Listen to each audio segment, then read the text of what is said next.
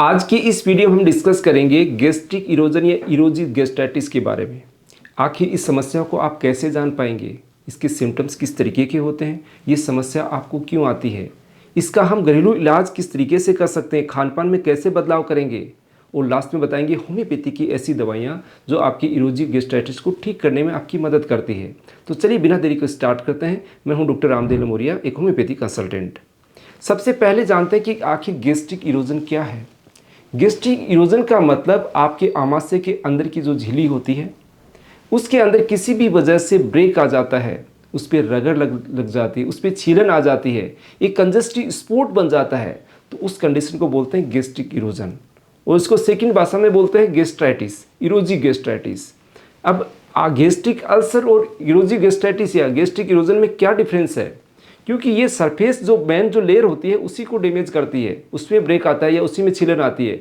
लेकिन gastric ulcer में क्या होता है, डीप लेयर तक डैमेज होने लग जाती है, वो इतना ज़्यादा डीप तक चला जाता है, कई बार परफोरेशन की कंडीशन भी बन जाती है स्टोमक के अंदर, तो यानी कॉम्प्लिकेशन आपको दे सकता है गैस्ट्रिक अल्सर। अब ये जो शिकायत है गैस्ट्रिक इरोजन की, इसको आप कैसे पहचान पाएंगे। कई बार एसिम्टोमेटिक रहता है, आपको पता ही नहीं चलता, लेकिन जब सिम्टम्स आते हैं तो इसमें किस तरीके के सिम्टम होते हैं।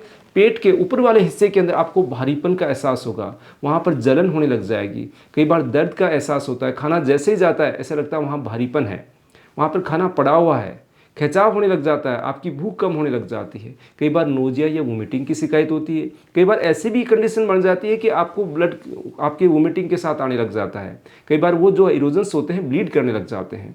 तो ऐसी सिचुएशन बनती है आपकी गैस्ट्रिक इरोजन के अंदर। अब अपन सेकंड पॉइंट के बारे में बात करते हैं कि ये समस्या आपको क्यों आती है, इसका कारण क्या है, रीज़न क्या है।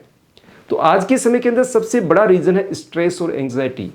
क्यों हर व्यक्ति डरावा सा महसूस करता है, वो कई तरीके के उसके दिमाग के अंदर डर चलते हैं कि कैसे होगा, कैसे क्या होगा, तो उसकी वजह से बॉडी के अंदर स्ट्रेस का लेवल बढ़ता है। स्ट्रेस का लेवल जैसे ही बढ़ता है आपकी बॉडी के अंदर जो एसिड होता है वो ज़्यादा बनना स्टार्ट हो जाता है, वो डैमेज ज़्यादा करता है उसको। सेकेंड कारण क्या होता है कि हम जाने अनजाने में या कई बार कुछ छोटी सी चीज़ होते ही दर्द की दवाएं खाना स्टार्ट कर देते हैं। सर दर्द हल्का सा हुआ, आपने दर्द की गोली ले ली, बदन दर्द हुआ, आपने दर्द की गोली ले ली, थोड़ा सा हल्का सा बुखार आया, दर्द की गोली स्टार्ट कर देते हैं या पेन किलर का यूज़ करते हैं। ये ज़्यादा यूज़ करने की वजह से आपको गैस्ट्रिक इरोजन्स हो सकते हैं। आप ज़्यादा अल्कोहल का इस्तेमाल करते हैं, आपके पेट में दिक्कत हो रही है, उसके बावजूद भी आप अल्कोहल लिए जा रहे हैं, तो आपको ये समस्या बढ़ जाएगी और एक कंडीशन ये आ जाएगी, आपको गैस्ट्रिक अल्सर भी हो सकता है। इसके अलावा आपको डायरेक्ट कोई ऐसी इंजरी होगी पेट के अंदर, उस कारण भी ये दिक्कतें आ सकती है। कई बार रेडिएशंस के प्रति आप एक्सपोज हो जाते हैं, तो वहाँ पर भी ये समस्या देखी जा सकती है। ज़्यादातर केसेज के अंदर ऐसा होता है, कई बार वायरल कोई इन्फेक्शन हो जाता है स्टोमक के अंदर, आमाशय के अंदर, तो भी आपको गैस्ट्रिक इरोजन या इरोजिव गैस्ट्राइटिस डेवलप हो जाती है। अब ये समस्या अब आपको पता चल गया कि इस कारण से हो रही है और ये इसके सिम्टम्स हैं, तो अब हम क्या करें। सबसे पहला उपाय हमें ये करना चाहिए कि खान पान में हम बदलाव करें, आपकी लाइफ स्टाइल को चेंज करें। लाइफ स्टाइल में कि एक्सरसाइज करेंगे तो आपका स्ट्रेस रिलीज होगा, तो स्ट्रेस रिलीज के कारण आपका जो एसिड का फॉर्मेशन ज़्यादा हो रहा था वो कम होने लग जाएगा। खान पान में आप बदलाव करें, खाने को धीरे धीरे चबा के खाएं, अच्छी तरीके से खाना सही तरीके से पचाओ, अंदर जाएगा तो आपको अच्छी राहत मिलेगी। दूसरी चीज़, ऐसे डिब्बाबंद खानों का इस्तेमाल नहीं करें जिनके अंदर केमिकल्स होते हैं और वो इस चीज़ को और ज़्यादा बढ़ा देते हैं। यानी कि आप खान पान के अंदर ऐसे डाइट का इस्तेमाल करें जो आपके एसिड को सही तरीके से न्यूट्रलाइज कर पाए। जो आपके आमाशय में बन रहा है तो आपकी अंदर की जो आमाशय की झिल्ली है उसको राहत मिलेगी, वो जल्दी ही रिपेयर हो जाएगी। इस तरीके से आप इसमें राहत पा सकते हैं। अब बात करते हैं कि इसका डायग्नोसिस किस तरीके से होता है, कैसे पता चलता है। इसका पता एंडोस्कोपी, अंदर जो दूरबीन डाल के पता करते हैं उसके अंदर आता है कि आपको इरोजिव गैस्ट्राइटिस है, गैस्ट्रिक इरोजन है। आपने रिपोर्ट में देखा होगा कि एंडोस्कोपी में गैस्ट्रिक इरोजन की शिकायत आती है। तो अब बात करते हैं इसका होम्योपैथिक मेडिसिन से कैसे परमानेंटली समाधान हो सकता है। तो होम्योपैथिक मेडिसिन बिना किसी साइड इफेक्ट के आपकी इम्यूनिटी को बूस्ट करती है, उस चीज़ को हील करने के अंदर आपकी हेल्प करती है।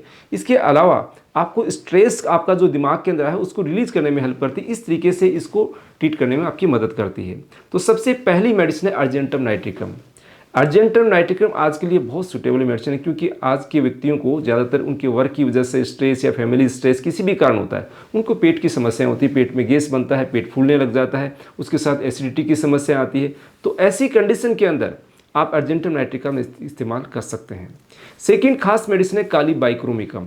काली बाइक्रोमिकम के अंदर एक पर्टिकुलर जगह पे दर्द होता है, खाना वहाँ पर ऐसा लगता है पड़ा हुआ है, अटका हुआ है। ऐसी स्थिति के साथ अगर उस पोर्ट पे आपको दर्द का एहसास होता है तो आप काली बाई का इस्तेमाल कर सकते हैं। थर्ड नंबर की मेडिसिन है दोस्तों हाइड्रोस्टिस्कैन। हाइड्रोस्टिस्कैन के अंदर जैसे ही आप खाना खाते हैं तो उसमें ऐसा लगता है कि खाना जाके भारीपन पैदा कर रहा है, ऐसा लगता है कि बिल्कुल भारीपन का एहसास करके आपको एकदम से अजीब सी कंडीशन बना देता है। वहाँ पर आप हाइड्रोस्टिस का इस्तेमाल कर सकते हैं। फोर्थ नंबर की मेडिसिन है ग्रेफाइटिस। जैसे ही आप खाना खाएंगे, खाना आपके आमाशय में जाएगा, आपको नोजिया या वोमिटिंग की शिकायत होने लग जाएगी। अगर ऐसी स्थिति है तो आप ग्रेफाइटिस का इस्तेमाल कर सकते हैं।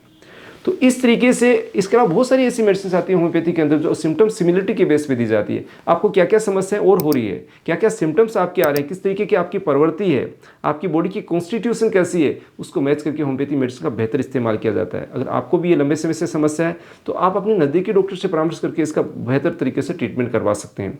आप चाहते हैं हमारे से परामर्श करना तो दिए गए व्हाट्सएप नंबर से अपॉइंटमेंट लेकर कंसल्ट कर सकते हैं। थैंक यू फ्रेंड्स, बहुत बहुत धन्यवाद।